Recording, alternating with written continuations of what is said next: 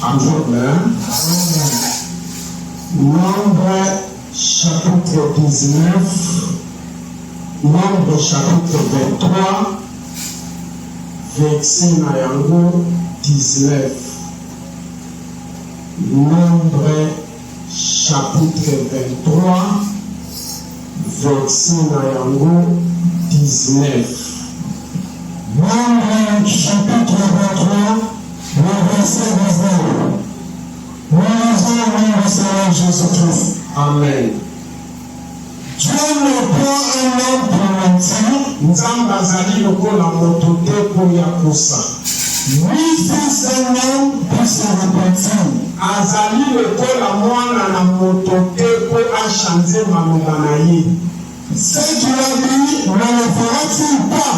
Oyo alobaki boni ekokisama te. Ce qu'il a déclaré, ne l'exécutera-t-il pas? Oyo apronosaki na monoko na ye alobaki yango nde ekoki kokisama te. Voici, je le Seigneur de revenir. Ntango oyo nalingi sikoyo natia mpona kopambwama na bino tobeteli Yesu Kristo maboko.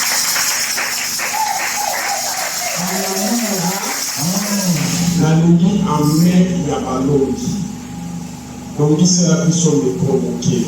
Alleluya.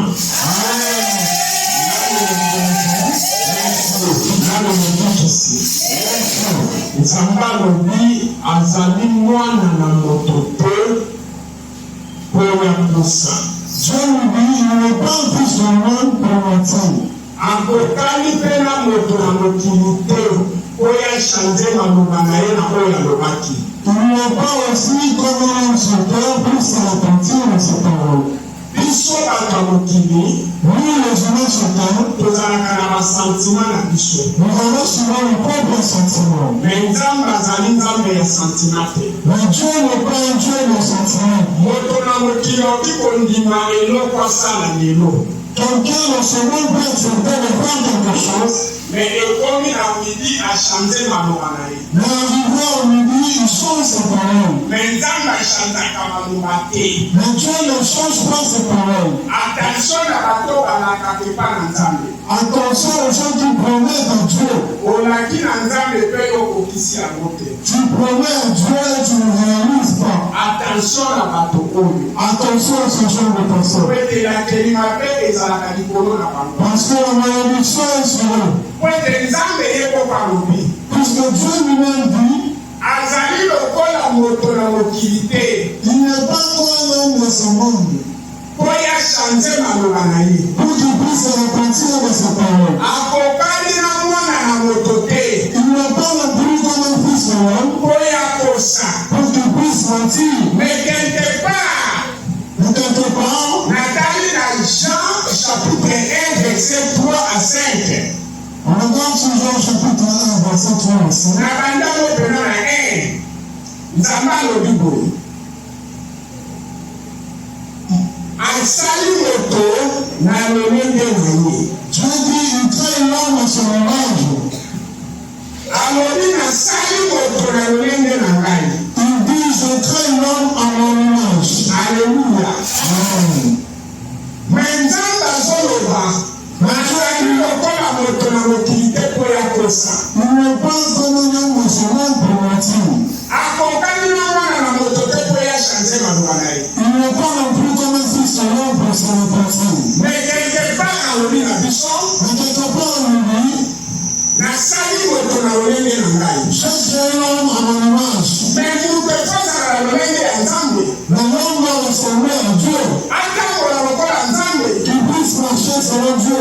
Atambola na lokuta te. Qu'il ne marche pas dans le mensonge. Achange maloba na ye te. Qu'il ne change pas ses paroles. Alléluia. Amen. Alléluia. Amen. Limoko ezosimba nga na yo. Cette parole qui me retient maintenant. Moto oyo atambolaka na makambo oyo nzambe alingaka. L'homme qui marche selon le voie du Seigneur. Ye wana pena azalaka mwana na nzambe. C'est celui-là qui est enfant de Dieu. Nzambe eza azalaka tata na ye. C'est Dieu qui est son père. Soki ozotambola na mabe mpona koluka kopesa bato. Si toi tu marches sur le mal pour faire tomber les gens. Soki otambola mabe mpona kobetisa bato na baku. Si toi tu marches sur le mal pour faire trébucher les gens. Soki otambola mabe mpona koyina bato. Si toi tu marches sur le mal pour haïr les gens. Soki otambola mabe na kindumba. Si toi tu marches sur le mal de la prostitution. Otambola mabe na masanga. Si tu marches sur le mal de l'ivrognerie. Soki olingi babanda kofoso mpe na makambo ya nzambe. Si tu veux qu'on commence à t'influencer dans la chose de Dieu. Oya kosambela oyo akela yo. Pour que tu viennes prier celui qui t'a créé. Esengi babenda mpo na makasi. On va t'attirer par force. Nano oyebi te. Tu n'as pas encore compris. Nano opesopema.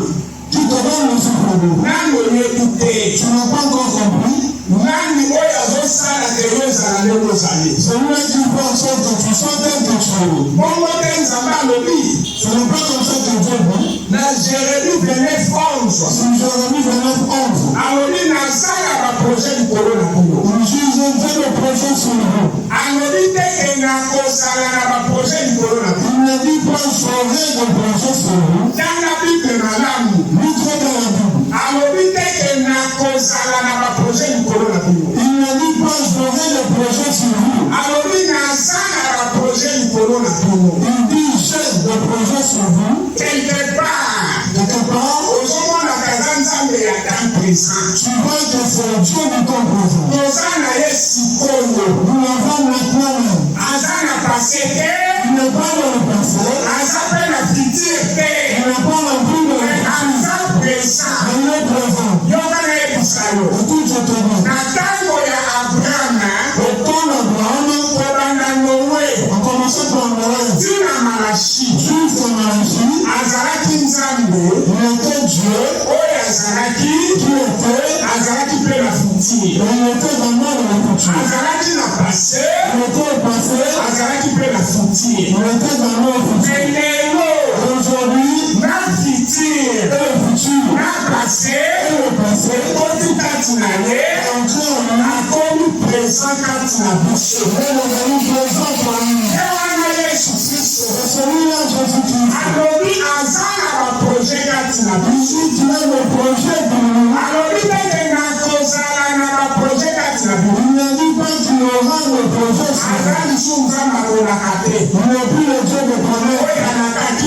Abraham.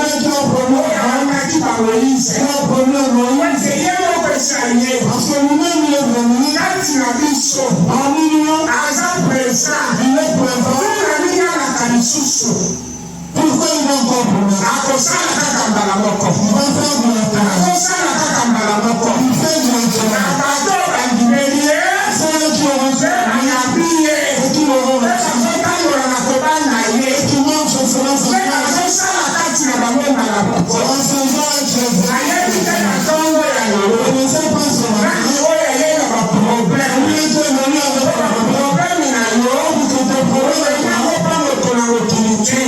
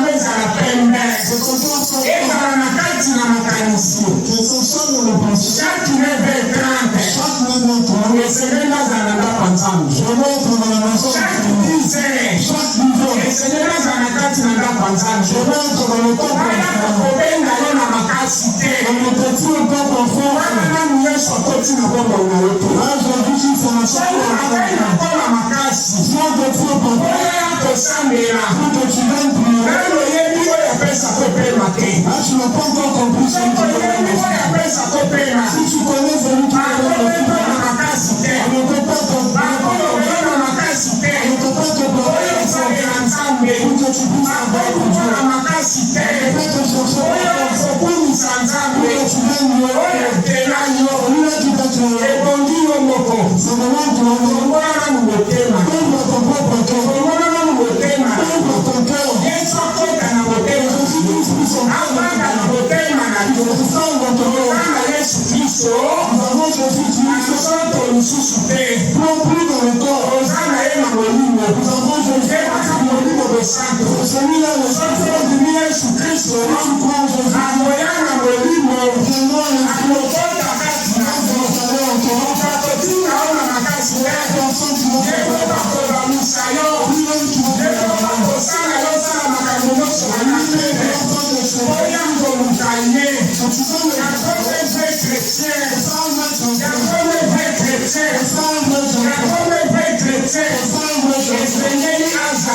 c'est le moment que tu sors.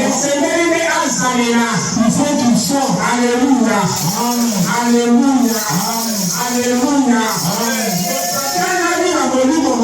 Quelqu'un qui est appelé par l'Esprit Saint, toutes ces affaires sont toujours spirituelles.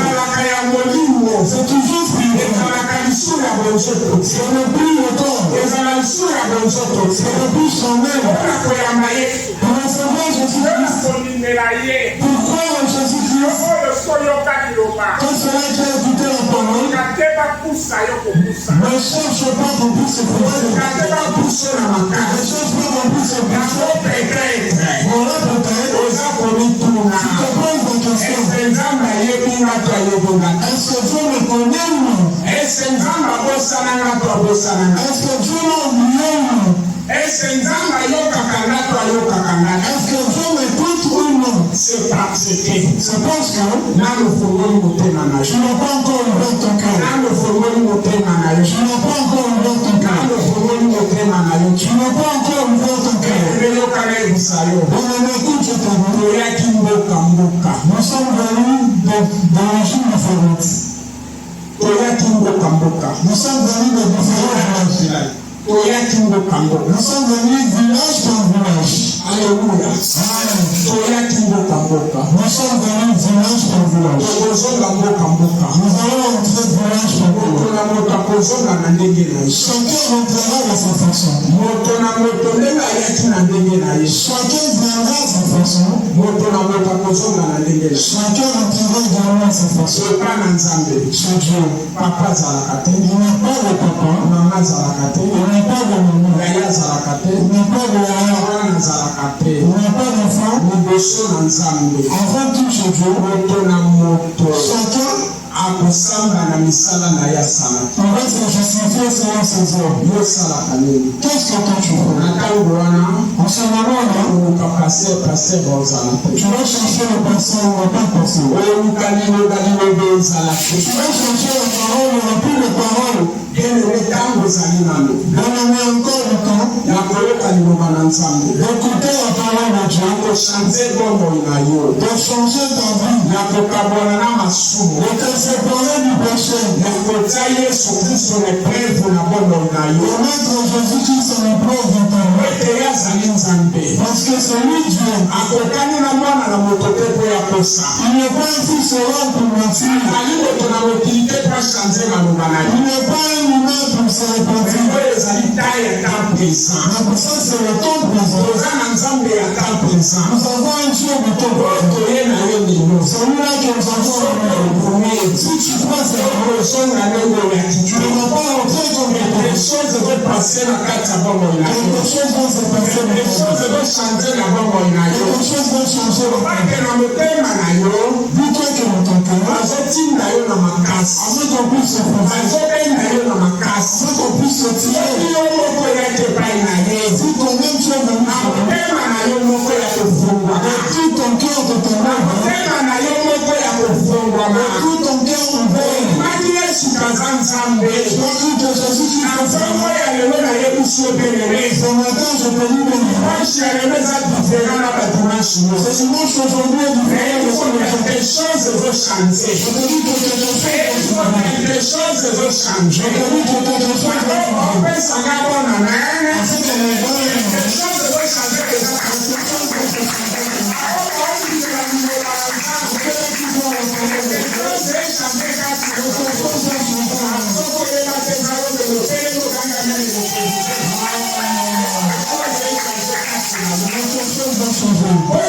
parce que lui, il dit sur Jérémie, il fait démontrer sur lui en Jérémie. Il n'a pas le passé, il n'a pas le futur. Il est le présent. Il est le présent. Il est le présent. Présent de Dieu, il est le temps de tout le temps. Il n'a aucune absence. À ceux-là qui ont le cœur ouvert, à ceux-là qui ont accepté qu'il à ceux-là qui ont laissé guider leur vie, il est présent pour nous. Bien-aimé, écoute, je te dis, crois en Jésus-Christ. De tout ton cœur, on ne puisse pas te forcer. On ne puisse pas te forcer. Je ne veux pas qu'on te force. C'est ça Dieu célèbre. Tu sais que Jésus s'élève. Si un homme ou toi se réunissant au nom, je suis ton nom. Tu sais pourquoi on dit? Parce que maintenant ils sont venus vers lui. Beaucoup ont suivi le Père et le Personne. Mais ils n'avaient pas vu. Ils n'étaient pas venus. Est-ce que quelqu'un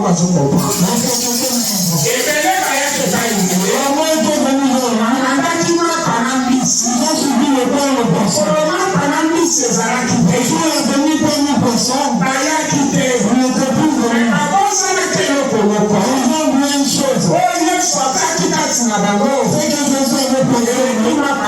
C'est plus que le Père et le Personne. C'est pour ça que Dieu dit. Lui, il sera sauvé par le monde.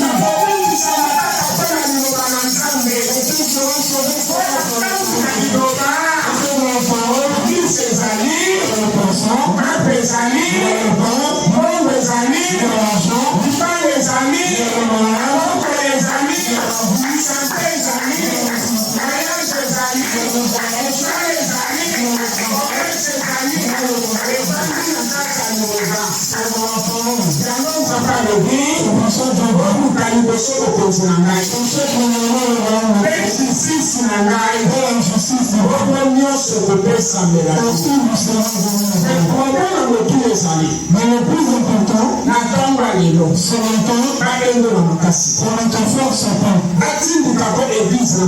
On ne te pousse pas à l'église. Tu ne veux pas prier pour l'intérêt. Tu ne veux pas prier pour l'intérêt. Viens chercher ton Dieu. C'est ce qui m'appelle.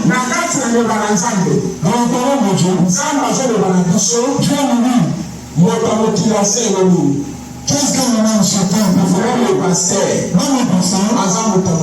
c'est un humain sur terre. Qu'est-ce qu'il peut faire pour toi? Même ta propre mère, c'est un être humain. Même ta mère, c'est un être humain. Même un grand frère, même un petit frère, c'est un être humain. Qu'est-ce qu'il va faire? Tu ajoutes encore sur Jérémie. Qui sont dans lui, celui-là qui se confie à l'homme. Qui sont dans lui, celui-là qui a fait confiance à lui. Parce qu'il fait confiance à lui. Un humain peut lui. Dans le nom de Dieu, le vêtement, c'est silencieux en Jésus. Oui, le nom.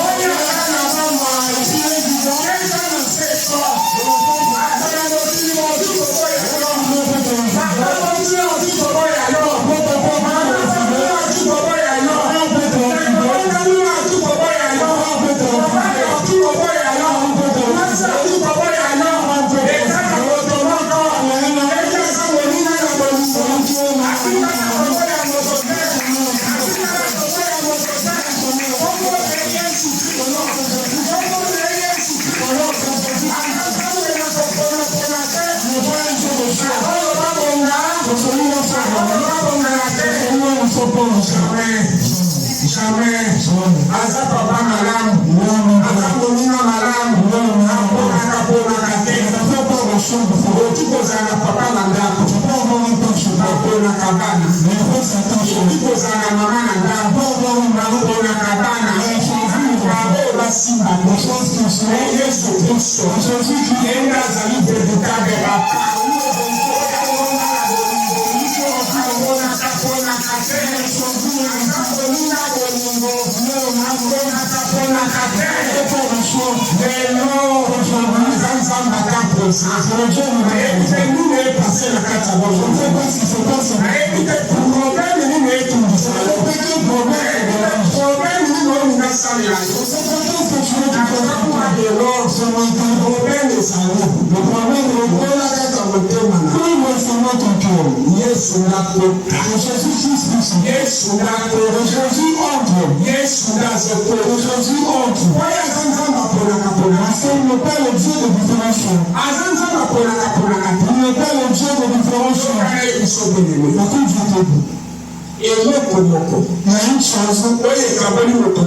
Qui se parle de Dieu, c'est seulement le péché. Si tu n'as pas encore ouvert ton cœur, que Jésus entre, que Jésus puisse te guider, tu es encore dans le péché. Dieu ne fera rien pour toi. Dieu ne fera rien pour toi. Le problème est ouvre ton propre cœur. Que Jésus entre dans ta vie. Qu'il fasse quelque chose dans ta vie. Mets ta confiance en le Père. Mets ta confiance en le Père. Parce que c'est Jésus qui va faire. Ne fais pas confiance en l'homme. Ne fais pas confiance en l'autre humain. Vous savez, il y a un moment qui va appeler. Alors, il y a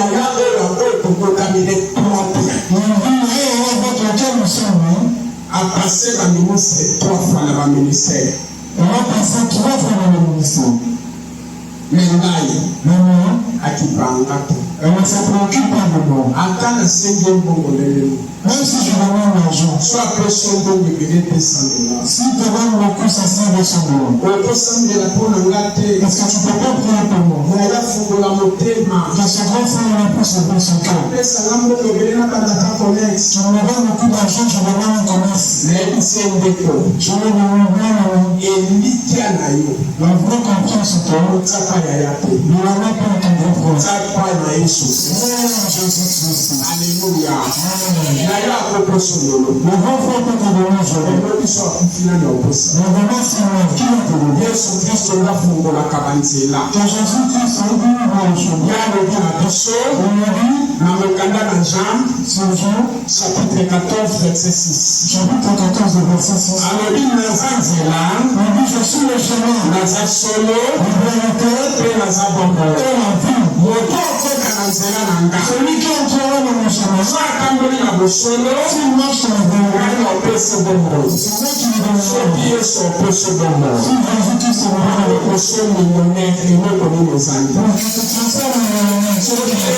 transformes en si Jésus te donne la vie, pour t'en sortir dans une famille,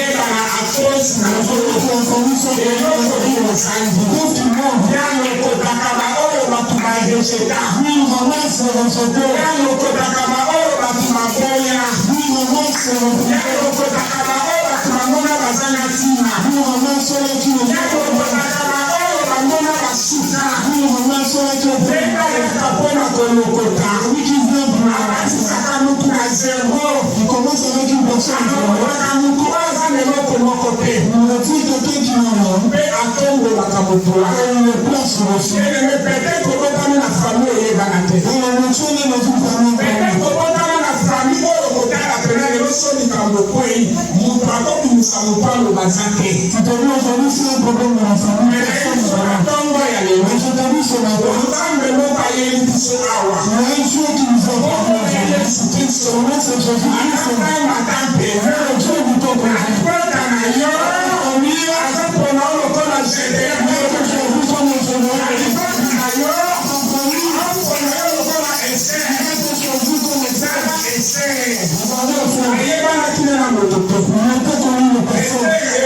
nani. Personne ne peut connaître l'autre. Famille à passe. Une famille qui souffre. Reprenez ma pensée. Son nom comme embauché. Sentinelle. Un sentinelle. Oui, Tu sais aujourd'hui, beaucoup na kaboza ko évoluer.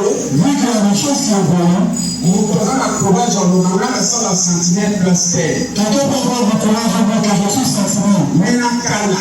Mais avant, sur le retour de sentinelle. quand tu entends parler de sentinelle, coordonné, un coordonné, nous pas pousse. un possesseur, ma portée tout le monde va donner le porteur est peut-être aujourd'hui. Dans le bus de ce point-là, Lorsque nous étions en France, qui m'a sentinelle, il y avait des sentinelles, coordonné, et ma capoche. des possesseurs.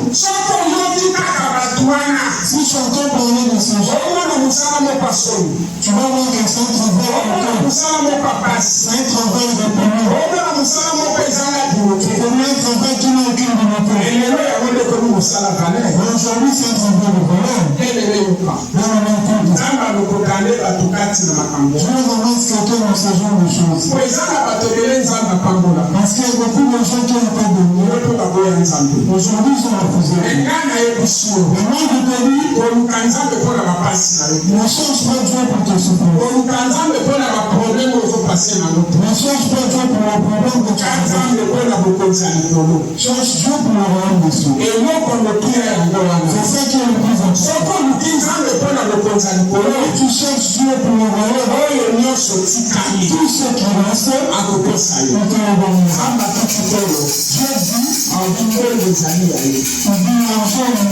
Dieu dit, on va appeler, tu ouvres la bouche du patient. Père, retirez de la chambre de patient. Tu es capable de se mettre si tu puisses la vie peut-être que tu ne connais personne. Vraiment, je te dis, si tu ouvres ton cœur, Jésus entre dans ta vie, c'est tu ne vas pas chercher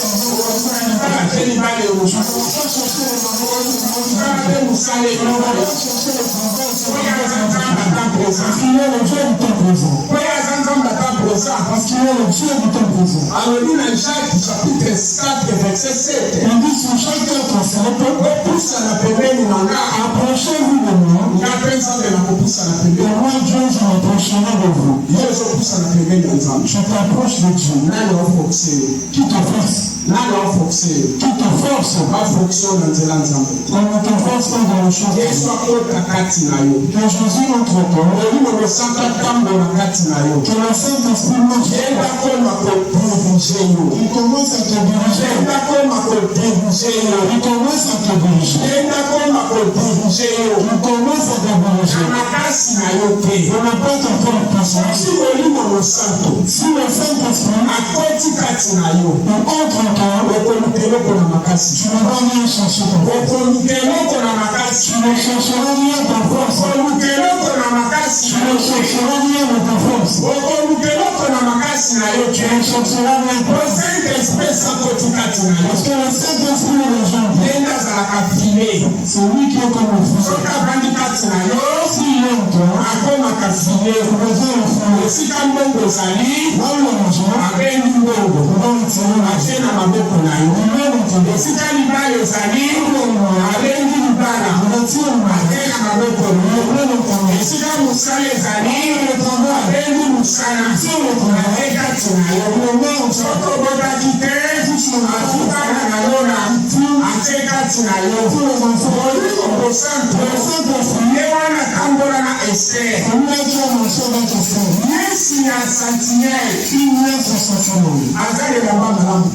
on n'a pas de bon vêtement. En ce moment-là, les anciens, on fait qu'un vêtement plus confus. On fait que le vêtement couvre la visage. Il y a une chose qui m'a surpris. Quelqu'un qui s'est couvert. Comment est-ce que le roi l'a aperçu? Comment le roi l'a vu? Parce qu'il y avait de belles femmes. Elles ont porté le menu. Elles ont porté le joli pantalon. Elles ont porté le chemin. Elles ont mis le noir. Elles ont mis le pantalon.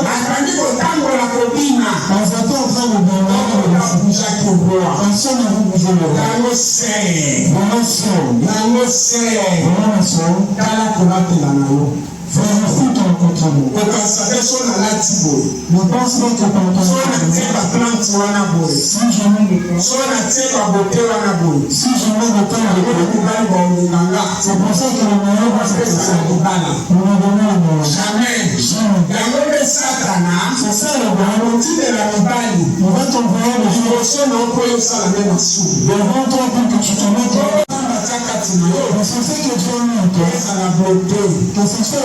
Nzambe ndenge olati elamba esipi miso. Nzambe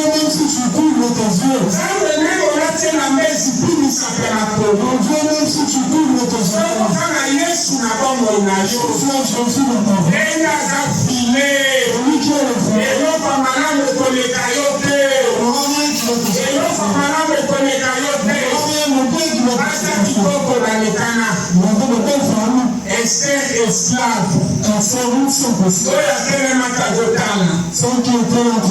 Otelema goshomi yokana. Esther sokola azalaki na Yesu. Un pas liboso. Un pas mibale. Un pas misato. Esika mokonzi azalaki.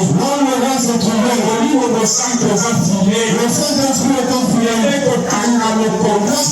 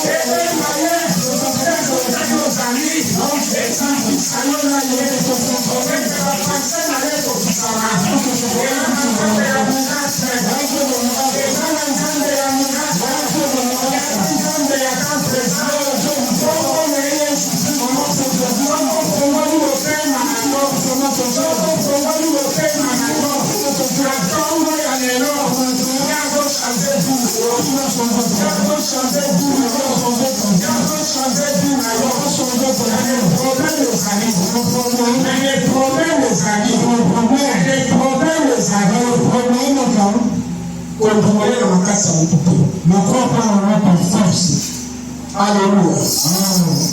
Ceux qui n'ont pas été, si je ne crois pas en moi, il va dans les deux pour faire. Donc, moi, je fais ce terme. Il va y avoir pour protéger le mal. Donc, je ne crois pas pour protéger le mal. Ceux qui n'ont pas été, si je ne crois pas en moi, ça va dans les deux pour faire. Donc, je vais pour ce terme. Il va y avoir pour protéger le mal. Je ne crois pas protéger ce mal.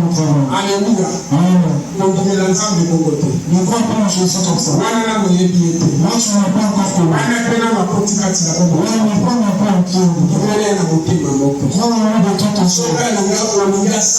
Si tu veux qu'il fasse quelque chose, comme on l'a fait pour la comme on l'a fait pour Jésus, ne crois pas avec deux cœurs. Non, que je prends savoir l'église. Si je ne prends pas, ça sera un problème. Tu vas te prendre à tes pieds. Tu vas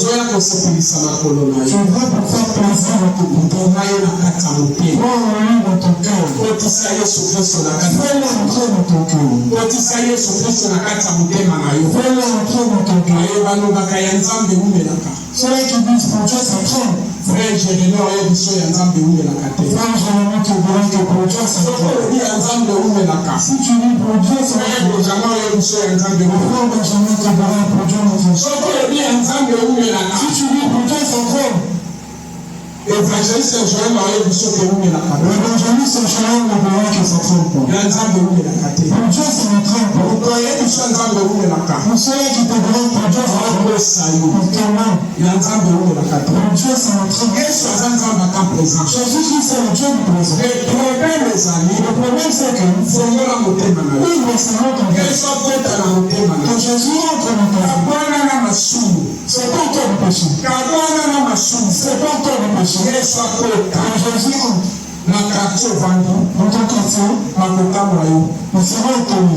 Baloba oyo kaka yo. On va se dire, ah, c'est seulement Oyo kaka otoyebaki ye. c'est seulement ce truc qu'on connaît. Chaque semaine. Chaque semaine, Yo kochange motuka. tu vas commencer à changer de voiture. Chaque semaine. Chaque semaine, Yo ebanda kochange baveste. tu changeras de veste. Alléluia. Amen. Chaque semaine. Chaque semaine, Yo ochange même la plante ya eto. tu vas changer même de voiture. Chaque semaine. Chaque semaine, Bilamba. tu vas changer de voiture. Omamele kokaka. Tu vas commencer à faire. Alléluia. Amen. Mwana na nzambe atekaka te.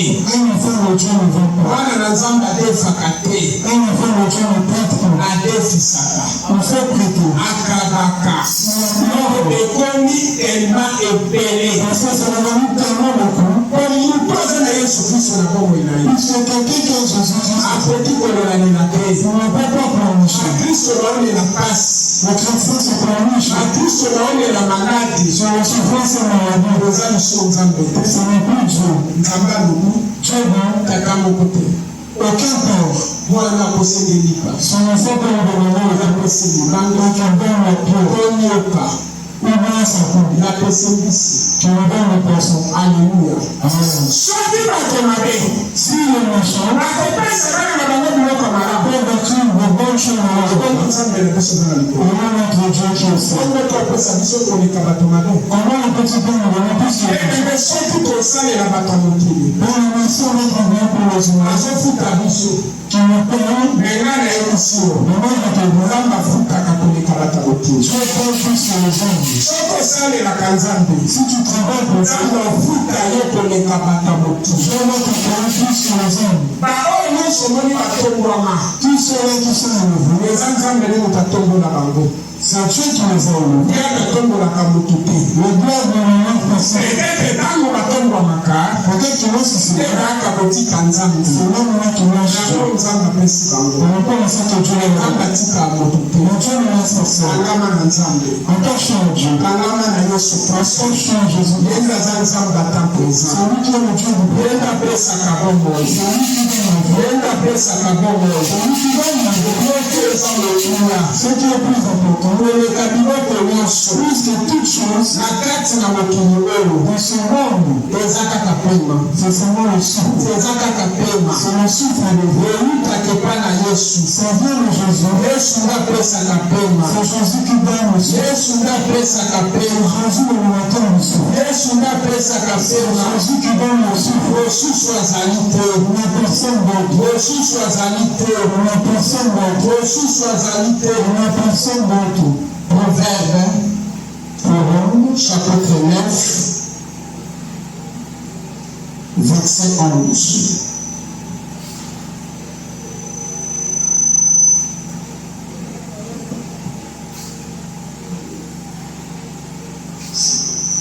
Proverbe, chapitre 9, le verset 11. Cependant, Eza kaka mpona na Nzambe que tes jours se multiplieront. po mikolo na yo ebakisamaka. Landa bien. Nzambe alobi eza nde mpona nga Nzambe. Dieu dit c'est pourquoi Mikolo oyo oza nango na mokili que tes jours que tu as sur terre eza kobakisama. se multiplieront. Et que les années de ta vie augmenteront. Bambula na yo na mokili ezobakisama. Alleluya. Amen. Nzambe alobi Tu es bon? eza mpona nga Nzambe. C'est par moi ton Dieu. Mikolo na yo na mokili Que tes jours sur terre, nazobakisa yango. je vais le multiplier. Eza mpona nga Nzambe. Amuna na yo na mokili. Ezali sur terre. Ezobakisama.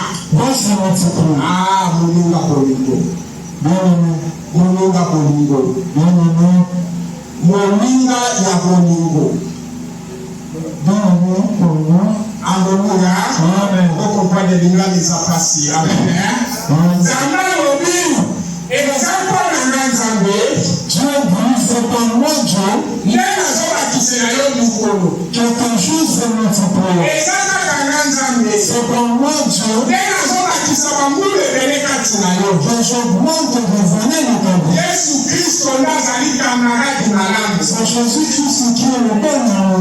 Yesu Kristo nazali camarade malamu. C'est Jésus-Christ qui est le meilleur ami. Alléluia. Amen. Alléluia. Zaka kapona Nzambe. Il dit, c'est pas moi Dieu. Quelque chose se multiplie. Alléluia. Amen. Deutéronome chapitre 28, verset 6.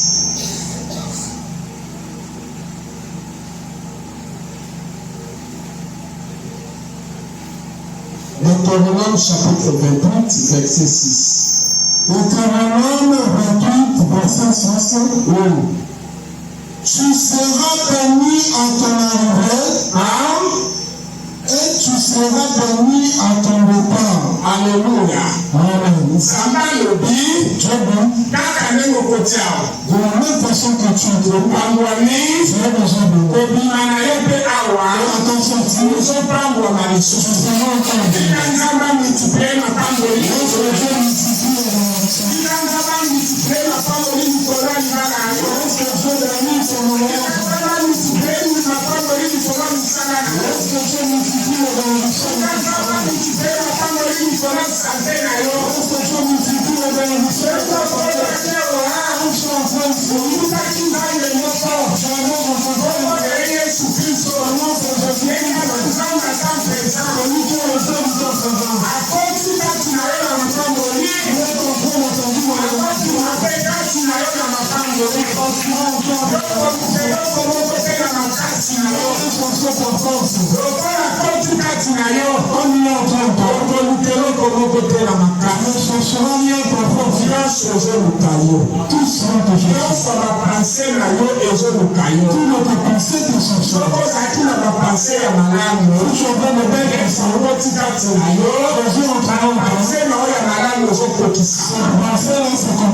Ndenge okoti awo ezopangwana. Ndenge okoti ozosala nini ezopangwana.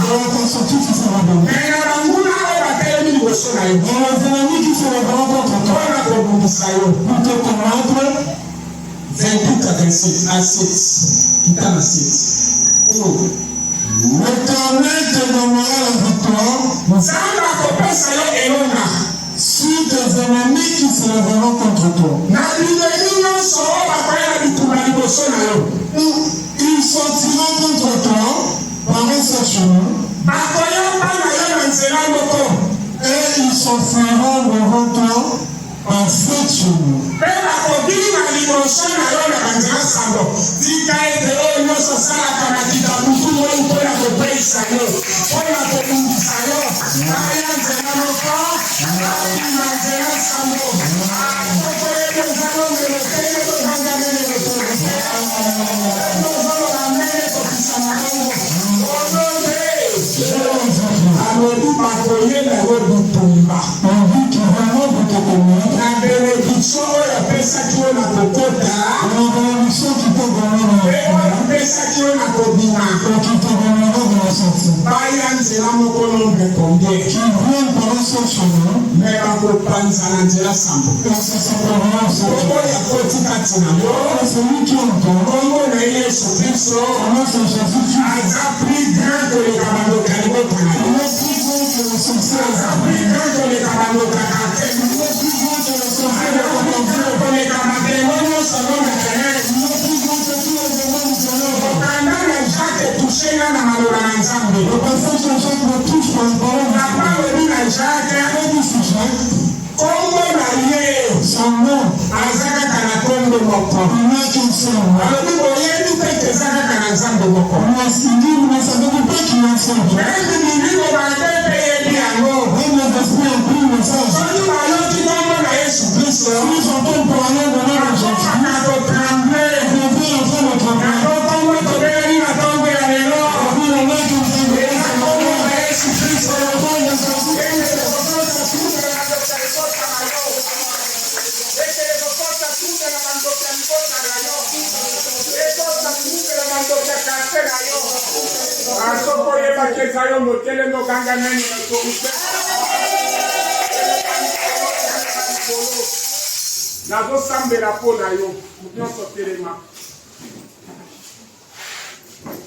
Mateya na biso ya lelo ezalaki mateya mutu amemona nzela nzambe na makasi te. Peut-être mutu akoki kolendisa yo. Quelqu'un peut t'exhorter. Peut-être mutu akoki kolendisa yo. Quelqu'un peut t'exhorter. Parce que parfois tu es un peu fatigué. Mais mutu amema yo epa na nzambe na makasi te. Mais qu'on ne t'efforce pas envers Dieu. Tala moninga bolingo. Observe cet ami d'amour. Tala moninga bolingo. Observe cet mon ami. Kombo na Yesu Kristo. Comment c'est Jésus-Christ? Il accepte ce matin. Il multiplie le jour de ta vie. Il accepte ce matin. Il multiplie les années. Tu sais combien de sorciers qui cherchent ton souffle, qui puissent le retirer sous terre. Mais Jésus-Christ il dit que tu ne mourras pas. Tu vivras longtemps. Et tu témoigneras la proximité. Tu vas toucher la croix. Tu verras les arrière-petits-enfants. Il ne veut pas que ta vie soit retirée rapidement. Voilà pourquoi Dieu laisse. Bien aimé, même les sorciers meurent. Ce matin, arrivé à 12h maintenant, les sorciers sont morts plus de 10 000. Les féticheurs sont morts plus de 10 000. Les satanistes sont morts plus de 10 000. Même le riche, même le pauvre sont morts plus de 10 000. Mais moi et toi, nous avons ce souffle. Qu'est-ce que nous avons donné? Qu'est-ce que nous avons donné à Dieu? Le plus important, Dieu ne veut pas que tu meurs. Dieu ne veut pas que tu rates son royaume. Parce que tu venais en lui. Tu ne venais pas en diable. Tu venais de Dieu. Il veut que tu retournes. Mais une chose, le diable te ment. C'est seulement le péché. C'est ça qui te fera rater le royaume. Parce qu'après cette vie, il y a encore une autre vie. Ne te détrompe pas. Si je meurs, mais c'est fini, je suis suicidé. C'est une erreur. Je vis un pasteur. Il est parti se suicider. Parce que les fidèles n'ont pas voulu payer. Les fidèles n'ont pas nourri. Ah, pasteur. Celui qui nourrit, c'est Dieu. Pour qu'un fidèle t'offre, c'est Dieu qui doit entrer en lui. Pour qu'un fidèle te donne, que tu puisses payer le loyer, c'est Dieu qui doit entrer dans son cœur. Alléluia. Voilà pourquoi je vous demande. Faites entrer Dieu, Jésus-Christ. Qu'on ne vous force pas. Qu'on ne vous pousse pas. Faites entrer Jésus dans vos vies. Servez Dieu de votre vie. Si vous servirez Dieu, Dieu également servira. Il dit à Moïse, si vous me servirez, moi également je vous je refuse de servir. Qu'est-ce que tu veux que Dieu puisse faire? Tu as promis à Dieu. Tu n'as pas réalisé. Comment Dieu te va réaliser?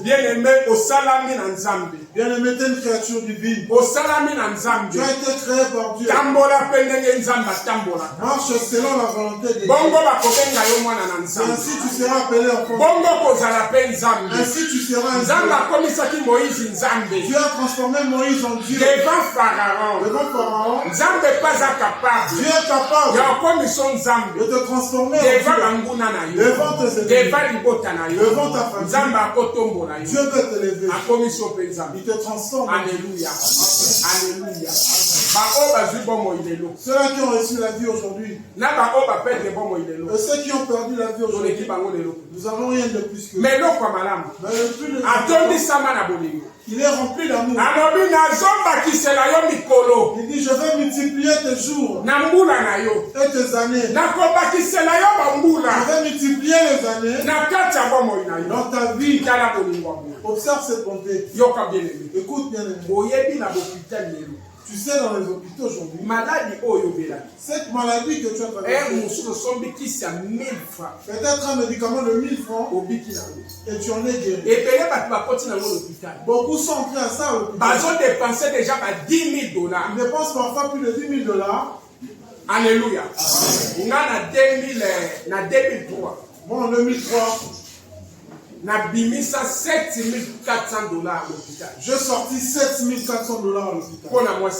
Pour ma femme. Juste pour l'accouchement. Alléluia. Et ça a risqué sa vie. Mais c'est Dieu de bonté. Il a remis en vie. Mais en 2019, mais en 2019, juste pour l'accouchement, je n'avais même pas $50. Mais abota sans problème. Mais elle a accouché sans problème. Tu vois cette bonté divine. J'ai demandé à Dieu si je n'avais pas d'argent en 2023, mais peut-être ma femme allait mourir. Il donne la vision, également la provision. Il connaît tout ce qui va nous arriver. Et il prépare, il bénit tes mains. Il sait ce qui va venir. Je ferai de toi un jour pour combattre ce problème et le vaincre.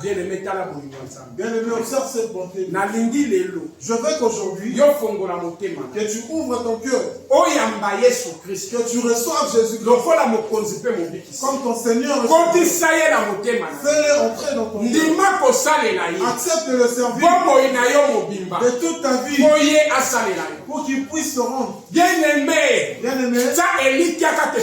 mets ta confiance en lui. Parce qu'il en est capable de t'élever même plus que ton pasteur. De t'élever plus que tes frères. De faire des choses étonnantes pour toi. Que peut-être tes parents, peut-être dans ta famille, il peut élever une personne dont la famille n'est pas connue. Il élève une personne dont toutes les personnes ont rejeté. Il élève la personne dont les personnes ont vu n'a pas été. C'est lui qui vient te chercher, qui puisse te lever. Parce qu'il n'est pas un jeu de choix. C'est nous les hommes qui choisissons.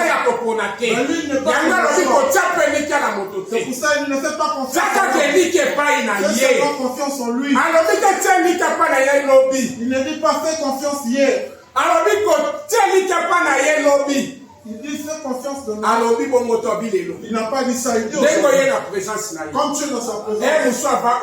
Peut-être avant de venir, tu avais confiance en mari. Tu avais confiance en femme. Tu avais confiance aux parents. Tu avais confiance en que je mange, que je m'habille, pour vivre. C'est seulement pour ça. Jésus-Christ dans le mets la confiance en lui. Avant de commencer notre campagne, tu seras le premier à passer à témoigner. Ils ont mis confiance en Jésus. Ils n'ont jamais échoué. Ils n'ont pas échoué. Ils n'ont pas échoué. Écoute bien aimé. C'est Dieu qui m'a fait. Et à partir de ne fais pas confiance en moi. Celui qui fait confiance en moi, c'est quelqu'un qui a il doit être maudit. Mais celui-là qui fait confiance en Jésus, parce que dans ce monde, Dieu a placé une bénédiction. Il a placé également la malédiction. Écoute, Ésaü, il approche Isaac. Il dit papa, voici le mets que je t'ai préparé. Isaac pleura. Mon fils. Il dit mon fils. Mon fils bien aimé. Jacob m'a menti. Si Dieu avait changé le nom de Jacob, il devait faire le nom d'Israël. C'est parce que le nom Jacob qui n'a pas plu à Dieu. Le problème de Jacob, il a cherché la bénédiction de Dieu. Lorsqu'ils étaient en train de naître, Esaïe sort. Jacob sort. Premier signe. Le premier signe. Jacob a accroché le pied d'Ésaü. Avec l'union, la chair. Deuxième signe. Le deuxième signe. Ésaü demanda à manger. Il dit avant que je te serve, accepte que tu sois le petit frère qui cherche la bénédiction de Dieu. La bénédiction se cherche. Dieu bénit ceux-là qui que Dieu se souvient. La bénédiction la cherche parfois. Tu sais la troisième bénédiction de Jacob? La maman a écouté l'histoire. Elle dit, va rapidement trouver un ami pour ôter la bénédiction. Comme sa fille dans son cœur, il comptait toujours, je dois être béni puisque mon frère. Les pensées de l'homme, ça pénètre même. Et ça se réalise. Quelles sont tes pensées? Quelles sont tes pensées? Tu penses et tu mets Dieu à côté. Voilà pourquoi tes pensées doivent être accompagnées de Dieu. Ils ont préparé, ils ont fait à Isaac. Isaac a touché, il a senti le poids d'Ésaü. Mais la voix, celle de Jacob, il n'avait pas d'autre choix. Et il bénit Jacob. Lorsque Ésaü arriva, il avait oublié premièrement, avant qu'il soit né avec son fils, il était le né Jacob. Jacob l'avait discuté dans leur naissance. Il avait approché. Tu ne vas pas sortir. Qui peut ôter cette bénédiction? Qui peut se disputer cette bénédiction par force? Dans les histoires, il dit je t'offre, accepte que tu deviennes petit, les paroles. C'est pour ça le prophète dit, le pouvoir de l'homme, de la vue de la mort, c'est tout.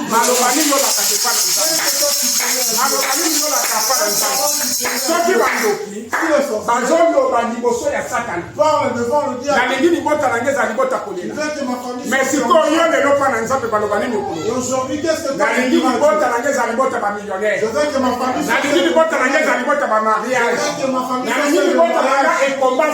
que ma famille n'ait pas de stérile. Alléluia. Les paroles qui sortent de la parole et les paroles qui sortent du diable. La Bible dit, il est entré dans le ténèbres. Et le ténèbre, la parole en fait, c'est la morale, c'est la lumière. Et domine le ténèbre. Le ténèbre, la lumière.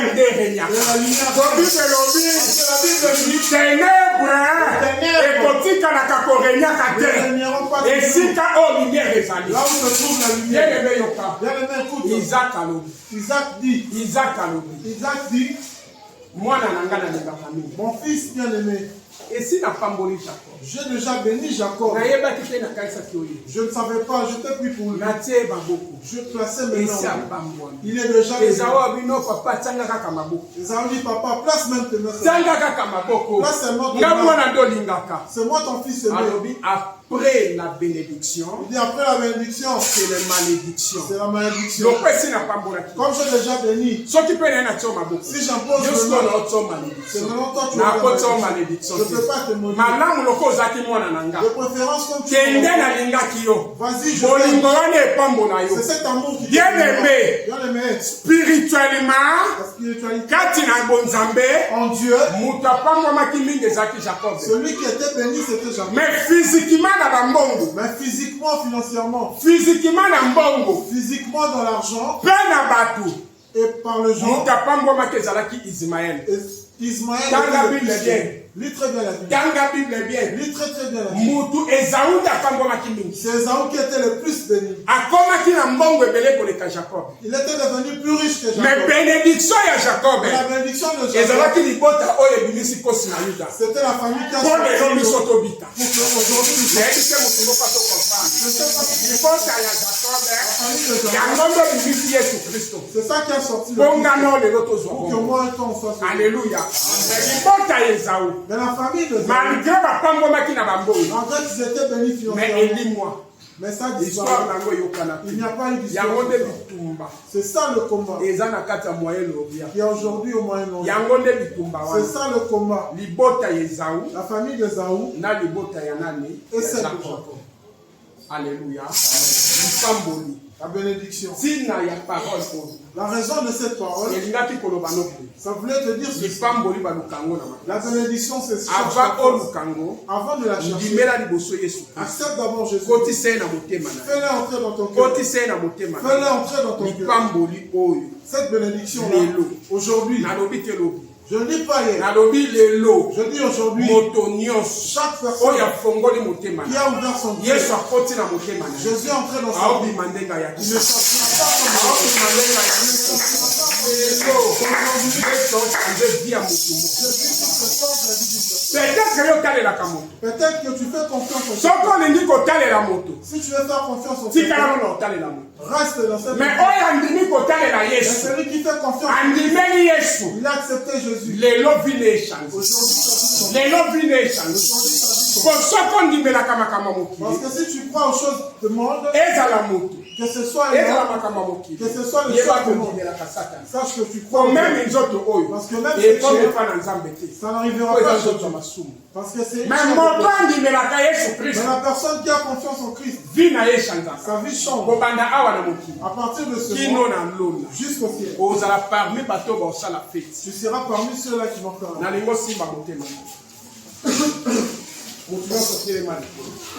Simba pena motema no maboko mibale. Nalingo fongola kati ya motema no lelo. Nalingi moto moko avant campagne oyo. Dimanche asuka eza dimanche tokoya. Oyo kuna eza dimanche ya campagne. Mais nalingi semaine oyo. Namona ba oyo bakotisi Yesu Kristo na motema na bango. Batandama awa batémoigner. Moto nyonso témoigner. Toyaki kotika moto te. Toyaki mboka mboka. Moto nyonso aki koluka lobi kone fe monana. Ba témoignage eza awa. Parfois RC leki. Parfois RC leki. Mais to pesa frère moka ka une minute. Atali sabino bolango nzambe oya nandisi na semaine moko pona ye. Pe na ebisi eze bande. Alléluia. Amen. Simba motema na. Landanga na mama. Kolo Yesu Kristo. Kolo Yesu Kristo. Kolo Yesu Kristo. Kolo Yesu Kristo. Na ye pai na yo. Na ye pai na yo. Na kokite. Na kokite. Na za moto na masumu. Na zamu na masumu. Na tambwisi bomo ina ngai. Na tambusi bomo na ngai. Na makambo ya mabe. Na makambo mabe. Oyo esepelisi yo.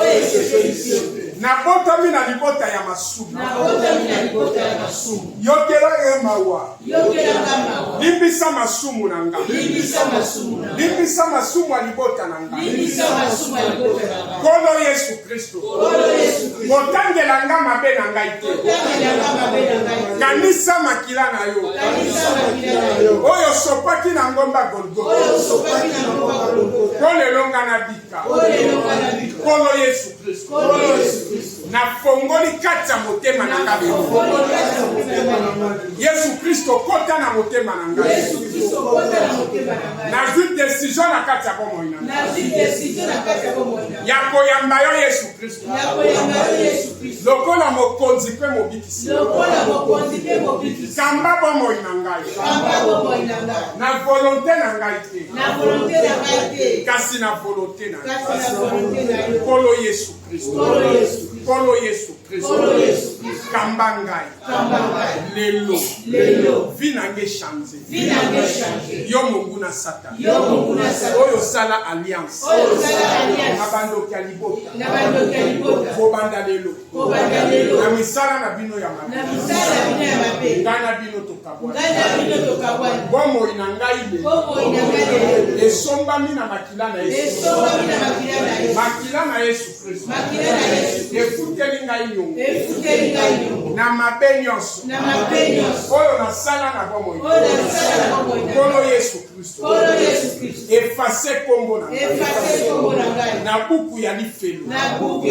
Koma kombo na ngai. Na buku no ya bomo. Kolo Yesu Kristo. Nazali na makasi. Nasengi nguya molimo mosantu. Ekota na motema na nguya molimo mosantu. Kota na motema na ngai. Nguya molimo mosantu. Kota na motema na ngai. Otambolaki na Esther. Alikaki libala na makasi. Yondo bendaki urua. Kwa ya kobala ye. Nguya molimo mosantu. Zala consolateur. Na ba problème na biso nyonso. Zala meilleur facilitateur. Tolu keloko moko te na makasi. Oto zana yo elongo. Fongolela biso lola. Ba porte ba millionnaire efongwama. Fongolela biso lola. Ba porte ba mariage efongwama. Fongolela biso lola. Ba porte misale efongwama. Fongolela biso lola. Ezaleza na maladi moko. Baminganga balembani. Nguya molimo mosantu. Fongola lola. La pièce de rechange. Il y a la santé na biso. Il y a la santé mabota na biso. Euta na lola. Ekota kati na biso.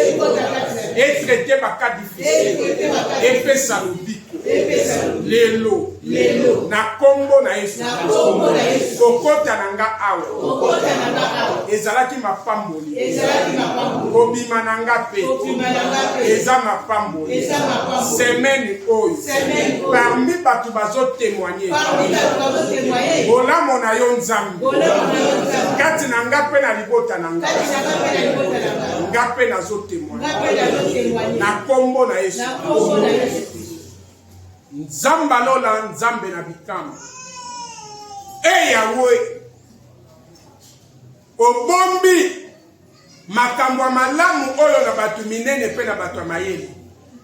Kasopesi yango na biso batu o mokili bamona kipambe. Tala bana na yo batelemi a liboso na ngate liboso na yo nzambe. Balingi bamona bikamwiseli na yo kati na bango. Balingi bamona bolamu na yo kati na bango. Kwete batie yo na épreuve. Yo lobi na Malachi 3:9 bomekanga botala soki na kosala te. Nzambe na tongo ya lelo bamekaki yo. Batiaki yo l'épreuve. Batikaki misala na bango. Batikaki ba problème na bango. Bayake pai na yo kolo Yesu Kristo. Mimonisa kati na bango. Tika ete bisika bavandi. Bato bakamwa ke bandimela yo Yesu Kristo nzambe ya solo. Tika ete sika bavandi. Batu bakamwa makamwa minene o saleli bango kati na semeni oyo. Po bazali nzambe oyo bandimeli. Ya makamwa mikete me ya makamwa minene. Osalaka makamwa minene oyo ekamwisaka bato. Na kombo na Yesu Kristo. O traité baka difficile na bango. Bakomi kozongo. Ndoki nyonso ayela bango bitumba na bénédiction na bango. Liboso nzela na bango. Ata bayaki combien. Bakuta nokolo Yesu Kristo elombe de tumba liboso na bango. Bapanza na nzela sambo. Na kombo na Yesu Kristo. Maloba oye pesa melibiso. Pe kokisa melibiso. Maloba ya bénédiction. Maloba ya miracle. Maloba ya protection. Na kombo na Yesu Kristo. Amen. Amen. Simba action de grâce.